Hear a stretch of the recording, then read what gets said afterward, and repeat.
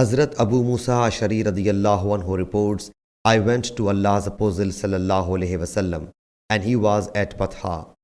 He said, did you perform the Hajj? I submitted, yes. He said, for what did you put on the ihram? I said during Talbiyah, I put on the ihram for what the Prophet sallallahu alaihi wasallam donned the ihram. He said, well done. Go and make the circuit of Allah's house and march between Safa and Marwa.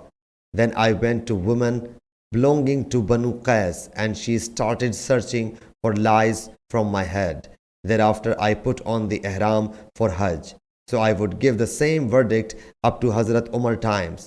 When I said to him, Hazrat Umar, he said, if we consult Allah's book, it commands to complete the Hajj, and if we consider the practice of Allah's Apostle sallallahu alaihi wasallam, he sallallahu alaihi wasallam would not take off the ihram till the sacrificial animal reached its destination.